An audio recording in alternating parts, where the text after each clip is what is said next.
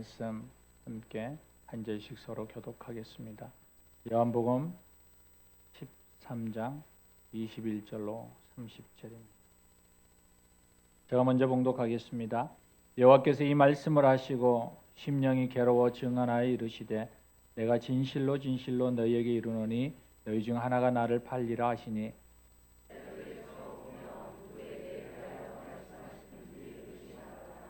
예수의 제자 중 하나 곧 그가 사랑하시는 자가 예수의 품에 의지하여 누웠는지라.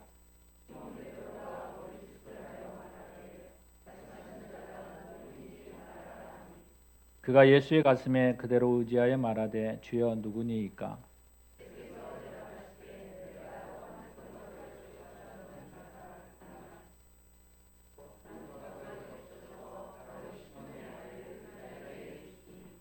조각을 받은 후 곧 사단이 그 속에 들어간지라.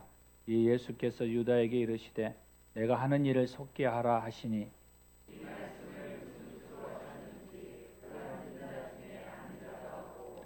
어떤 이들은 유다가 돈깨를 맡았으므로 명절에 우리가 쓸 것 물건을 사라 하시는지 혹은 가난한 자들에게 무엇을 주라 하시는 줄로 생각하더라. 아멘, 아멘. 우리가 조금 전에 부른 찬송은 한번 생각해 보시기 바랍니다. 우리는 주님을 늘 배반한다라고 고백하고 있죠. 사람은 일상의 행간에 이렇게 보면 말과 행위로 주님을 배반한 죄에서 자유롭지 못하다라는 그러한 고백의 찬양입니다. 그런데 생각해 보면 우리가 로마서 3장 23절에 말씀하고 있는 것처럼 모든 사람이 죄를 지었다라고 하듯이 죄성을 가진 인간으로서 죄를 짓지 않는 그리고 그렇게 살아가는 삶은 불가능하다라고 성경은 말하고 있고 또 우리도 경험으로 그렇게 죄를 짓지 않고 사는 것은 우리 안에서 가능하지 않는 일이라고 생각합니다. 그런데 여러분 우리가 조금만 생각을 달리하면 죄를 짓지 않는 것이 우리 그리스도인들에게 무척 중요하지만 하나님이 보실 때 더 중요한 것이 있어요. 뭐냐면 죄를 지었을 때 하나님의 참되신 사랑을 의지하여서 돌아오는 것. 우리가 말하는 기독교적인 회개라는 것을 우리는 알아야만 한다는 거예요.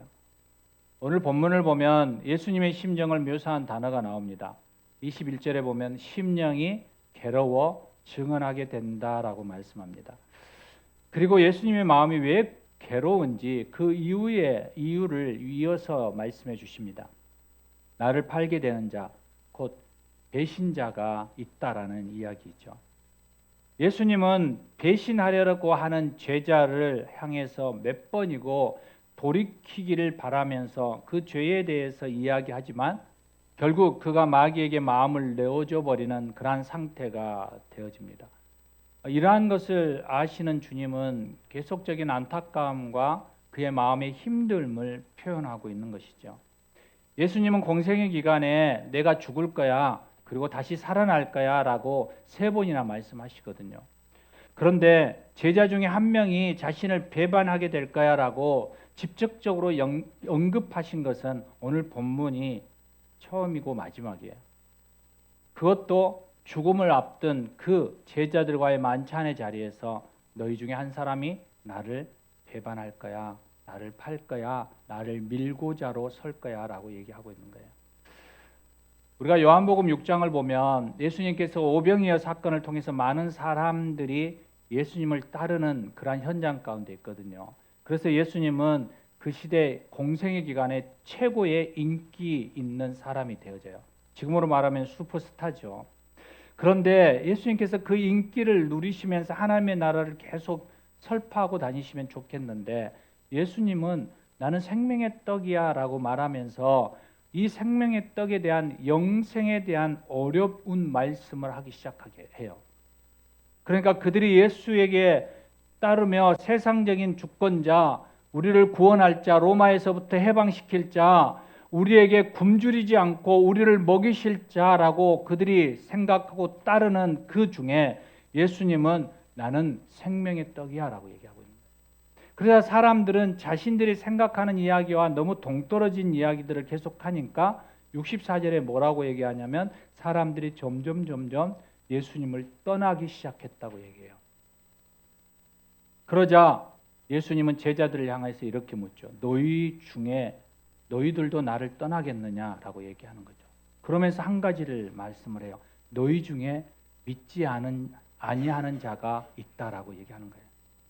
그러면서 70절에 뭐라고 했냐면 너희 12를 내가 택하였지만 너희 중에 한 사람은 마귀니라 라고 얘기해요. 그러니까 배신자가 있을 것이라고 얘기하지만 그 사람이 누구인지는 밝히지 않아요.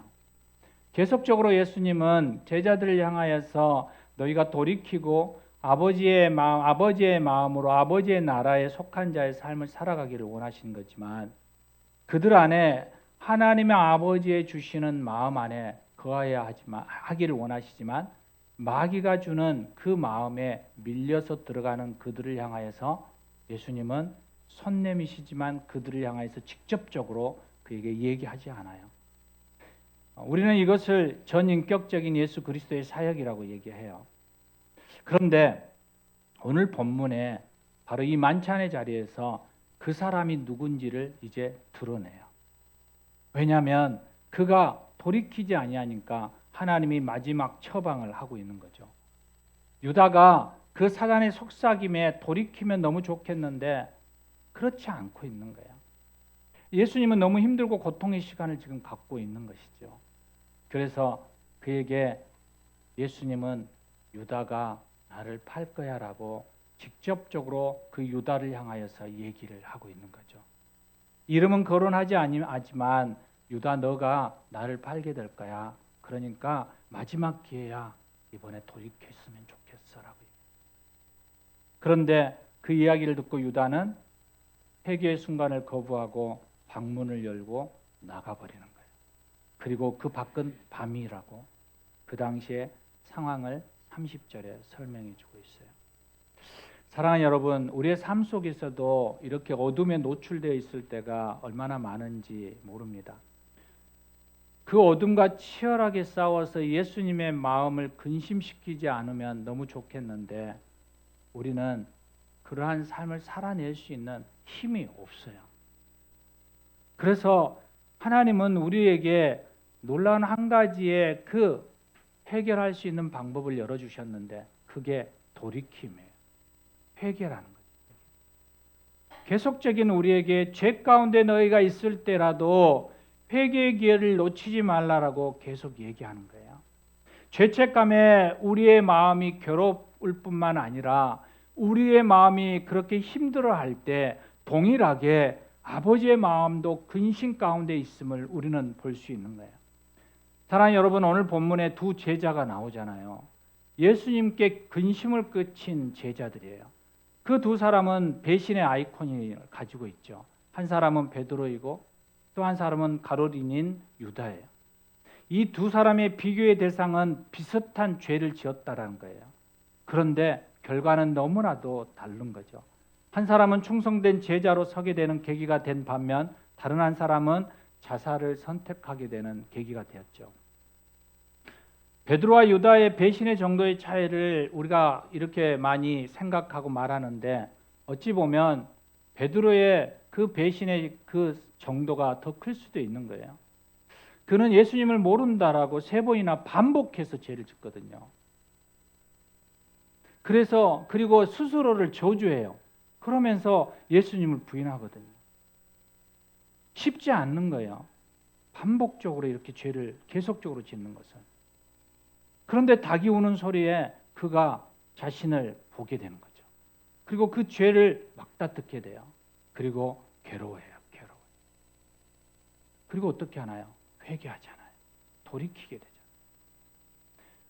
동일한 거예요. 유다는 예수님을 죽이고자 하는 이들에게 밀고 하는 배신자의 자리에 서요. 그런데 예수님의 죽음의 현장을 그가 보면서 그는 이게 어리석은 죄라는 것을 깨닫고 그도 베드로처럼 동일하게 몹시 괴로워해요. 그런데 그는 돌이켜 회개의 자리로 나아가지 않아요. 자신을 용납할 수가 없었어요. 스스로의 죄책감에 시달렸어요. 그리고 결국 그는 목숨을 끊는 자리로 나아가게 되죠. 사랑하는 여러분, 유다에게는 베드로의 회개가 없었다라는 거예요. 유다가 만일 회개했다면, 그 예수님 앞에 다시금 돌이켜 왔다면 예수님은 베드로를 용서하고 사랑했던 것처럼 분명히 유다에게도 동일하게 용서와 사랑의 메시지로 그를 회복시켜 주었을 것입니다. 부활한 후에 베드로를 찾아가서 그에게 사랑의 메시지와 회복의 메시지를 말씀하셨듯이 유다에게도 동일하게 당신의 사랑 안에 그가 다시 시작할 수 있도록 기회를 주시고 다시금 일으켜 세우시고 권면해 주었을 것입니다. 그러나 유다는 스스로의 죄책감에 갇혀 이 놀라운 회복의 기회인 회개의 자리로 나아가지 못한 거예요. 사랑하는 여러분, 우리에게도 이러한 모습이 있다라는 거예요. 조그마한 죄는 어느 때고 예수님에게 고백하며 회개하며 나를 용서해 주세요라고 고백하며 나아가는데, 여러분 어디에 내놓을 수도 없고 내 안에 은밀하게 감추어져 있는 그 죄는 꺼내놓고 하나님 앞에 내어놓는 것이 너무 힘든 거예요. 그러니까 계속 그것을 나의 이 골방 안에 계속 가둬두는 거죠. 내놓지를 못하는 거예요. 왜냐하면 내놓는 순간 내가 너무 힘들거든요. 내가 너무 고통스럽거든요. 그러니까 계속 가두어 두고 있는 거죠. 그래서 주님은 계속 우리를 만지세요. 왜냐하면 그것을 꺼내라고요. 때로는 고난으로, 때로는 상처로, 때로는 어떠한 상황과 환경을 통하여서 우리를 계속적으로 그곳에서부터 나올 수 있도록 우리를 계속 이끌어오는 거예요. 그 동굴에서부터 나으라고 얘기하고 있는 것이죠. 유다를 향하여서 계속적으로 그가 너가 나를 팔 거야 라고, 너가 거기서 나와야 돼, 너는 거기서 더 이상 밀려 들어가면 안 돼 라고 계속 그를 쥐어짜며 그에게 다가가며 그에게 메시지를 전하듯이 우리에게도 주님은 내게로 돌아오라고, 내가 여전히 내게로 왔을 때 너가 살 수 있고 너가 회복될 수 있다라고 사랑의 외침을 계속적으로 속삭이며 그에게 얘기하고 있는 거예요. 그런데 우리는 마귀의 소리에 잘 넘어가는 거예요. 우리 안에 계속적으로 속삭이는 이 속임수와 우리 안에서부터 계속적으로 예수께로 나아가지 못하도록 가로막고 있는 이 죄책감에서부터 우리는 벗어나기를 소망합니다. 그럴 때 우리는 예수 그리스도를 경험할 수 있는 거예요. 그 하나님의 사랑을 우리 안에 가득 채울 수 있는 거예요. 2절에 보면 마귀는 어느 날 가룟 유다에게 왔어요. 그리고 너의 기대에 실망을 주는 예수를 돈을 받고 팔면 어때? 라고 얘기하거든요. 그 생각을 쑥 집어넣었을 때 가룟 유다가 이것이 마귀의 생각이었다면 그는 그 생각을 단호하게 끊었을 거예요. 그런데 그는 이것을 너무 가볍게 넘겨버리거든요. 그리고 그것을 계속 생각이 들 때마다 그러려니 하고 그냥 넘어간 거예요. 그러니 이 마음이 점점 그에게서 커져갔을 거예요. 예수님은 이 나라를 구원할 메시아라고 나는 생각하는데 그 예수님은 왜 자꾸만 이 나라를 구원할 생각은 하지 않고 가난하고 병든 자의 친구만 되어지고 로마로부터 이 땅을 해방시켜줄 사람이라고 생각하는데 그런 생각은 하지 않고 자꾸만 병든 자와 약한 자들에게만 접근하며 하나님의 나라만 설파하고 다니는가라는 거예요. 나는 3년간 예수를 쫓아다니면서 이 놀라운 회방의 그 메시지와 그 일들을 이해해서 나아가는데 예수님은 도대체 무엇을 하고 계시는가라는 이 생각의 폭이 계속적으로 예수님과 반대되어지는 생각으로 그 생각이 키워져지는 거예요. 그러자 그의 안에 시간과 헌신의 보상의 개념이 그의 안에 쑥 들어온 거죠. 그리고 그에게 얘기하는 거죠. 예수를 팔아야 되겠다. 내가 이 수고와 이 헌신의 보상을 위해서 나는 예수를 밀고 하는 자의 자리에 서야 되겠다. 그리고 얼마를 받을 수 있을지 구체적으로 그는 계획하기 시작하는 거예요. 사랑하는 여러분, 우리 안에도 이 마음이 있다는 거예요. 마귀가 우리 안에 생각을 집어넣고 그 생각을 거부하지 않을 때 우리는 그 속에서부터 그 생각이 계속 확장되어져 가는 것을 여러분 경험하지 않습니까? 속상하다가 그로 인하여서 실망하다가 낙심하다가 그게 점점 커져가고 미워해지고 그로부터 마음의 상함을 통하여서 더 이상 가까이 하기 싫고 그로 인하여서 단절되어지는 하나님과의 관계, 사람과의 관계가 우리 안에 계속적으로 일어나고 있지 않아요. 이것을 우리가 철저하게 배척하지 않으면, 이것에 대하여서 우리가 철저하게 대적하지 않으면 우리는 하나님의 사랑 안으로 더 깊이 들어갈 수 없습니다. 여러분 상처가 있거나 여러분 안에 죄가 있거나 여러분 안에 갇혀 있는 것들이 있다면 여러분 언제든 하나님 앞에 그것을 내어놓으십시오. 왜냐하면 하나님은 신실하신 분임에 대한 믿음이 우리 안에 있어야 하기 때문에 그래요. 어떤 상황 속에서도 하나님은 그것을 치유하시고 회복시키시고 그것을 덮어서 그것을 통하여서 다시는 우리 안에 꺼내서 하나님이 그것에 대해서 우리에게 정죄하지 않는다라는 그 놀라운 하나님의 그 용서와 사랑에 대해서 계속적으로 우리는 기억해야 한다라는 거예요. 그럴 때 우리는 하나님을 신뢰할 수 있는 거예요. 그리고 그 하나님 앞에 우리는 더 가까이 나아갈 수 있는 거예요. 그래서 우리는 하나님이 주는 생각인지 마귀가 주는 생각인지 우리는 분별할 필요가 있는 거예요. 화도 하나님이 주신 생각인지 마귀가 주는 생각인지 이게 도대체 분별하지 않고 하나님같이 되어진다라는 그 생각에 자신이 기뻐지고 좋아지고 먹고 싶었던 그것을 만지고 그것을 먹을 수 있는 기회가 주어졌다라는 그 마음에 그는 손을 뻗쳐 선악과의 열매를 가지고 오는 그러한 일까지 나아가게 돼요. 사랑하는 여러분, 우리가 그것에서부터 단절하지 않으면 우리는 그것에서부터 헤어나올 수 없어요. 우리 안에 마귀의 속삭임에서부터 돌이킬 기회를 계속적으로 우리에게 주어질 때 우리는 그것에서부터 돌이켜야만 한다라는 거예요. 예수님이 우리에게 얼마나 오래 참으시며 매 순간 회개할 기회를 주고 계시는지를 우리가 생각할 때 우리는 정신을 번쩍 들며 주님께로 나아가야 한다라는 거예요. 영국에 유다의 얼굴이라는 연극이 상영된 적이 있었다고 합니다. 그 연극의 내용이 이런 겁니다. 누가 가룟 유다의 배역을 맡을 것인가라는 거예요. 배역을 찾으러 다니는 거예요. 가룟 유다의 배역을. 그러면서 마지막이 너무 인상이 깊어요. 마지막에 모든 등장했던 배우들이 다 앞에 나와요. 그리고 크게 한 소리로 이렇게 외쳐요.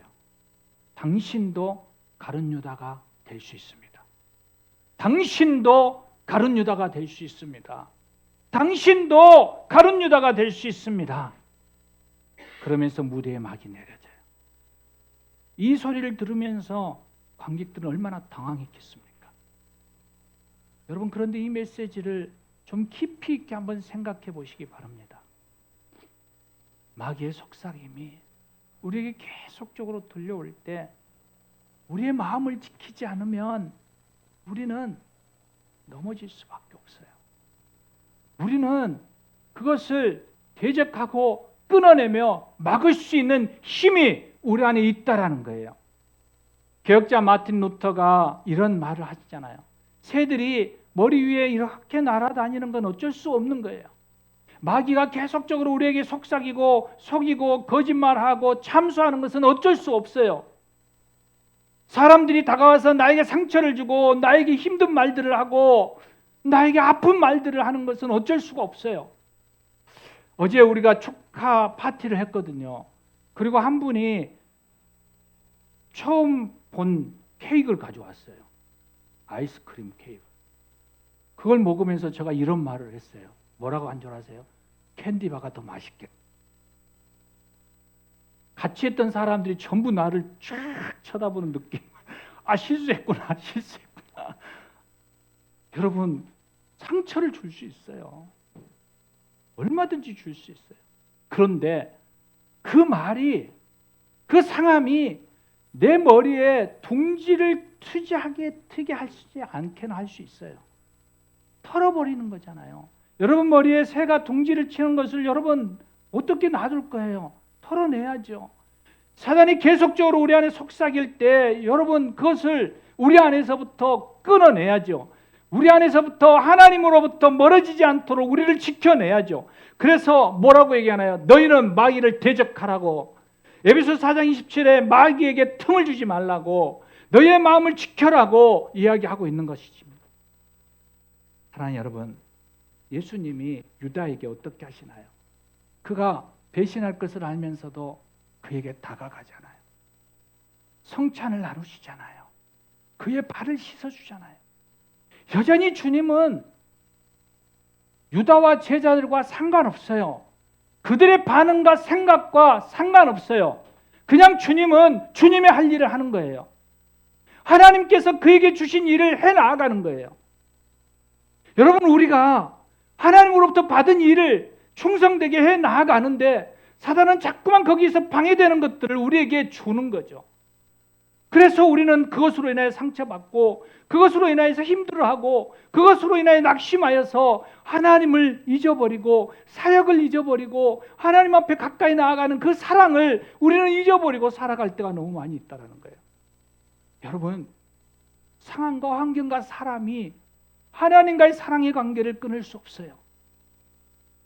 주님이 유다에게도 여전히 동일하게 다가가시며 그 사랑을 베풀며 그 섬김가에 나아갔듯이 우리도 여전히 우리의 삶의 모든 영역 속에서 주님의 그 사랑 안에서 죄에 대해서 회개하며 그 아버지의 마음으로 나아가는 거예요. 우리 안에 음란한 일에 빠지고 거짓말하고 싸우고자 하는 그러한 마음들이 우리 안에 솟아올 때 우리는 이 마귀의 공격임을 알아야 하는 거예요. 사람이 내게 하는 것이 아니라 그 이면에 숨겨져 있는 마귀의 계계를 보고 그 마귀를 대적하며 나아가는 그러한 영적인 파워가 있기를 주의 이름으로 축원합니다. 그런데 여러분, 이보다 더 중요한 것이 있어요. 우리가 예수 그리스도의 이름으로 사단을 대적하고 그들 안에서부터 떠나기를 선포하며 나아가는 것보다 더 중요한 것이 있는 거예요. 우리 안에 낮에 거하는 거예요. 낮에 거하는 것. 밤은 언제나 다가올 수 있어요. 그러나 우리가 초를 들고 빛을 발할 때 우리는 언제나 밝은 빛 가운데 거할 수 있는 거잖아요. 요한복음 11장 9절로 10절에 사람이 낮에 다니면 이 세상의 빛을 보므로 실족하지 아니한다는 거예요. 밤에 다니면 빛이 그 사람의 없는 공으로 실족한다는 거예요. 무슨 말인가요? 낮에 다니라는 것은 우리 안에 예수님의 마음을 품으라는 거예요. 빌립보서 2장 5절의 말씀처럼 너희 안에 이 마음을 품으라. 곧 그리스도 예수의 마음이니. 여러분, 마귀를 대적하고 사단을 물러가라 라고 외치는 그 영적 전쟁도 중요하지만 우리의 마음 속에 누구의 마음이요? 예수님의 마음을 품고 나아갈 때 사단은 접근할 수 없어요. 이것이 가장 지혜롭고 현명한 우리의 방법이에요. 사랑하는 여러분, 오늘 이 시간 우리가 이 마음을 품기를 원합니다. 사람 아닌, 환경이 아닌 바로 예수 그리스도. 찬양팀에게 제가 항상 하는 이야기가 있어요. 기회가 될 때마다 여러분, 사람을 보지 마십시오.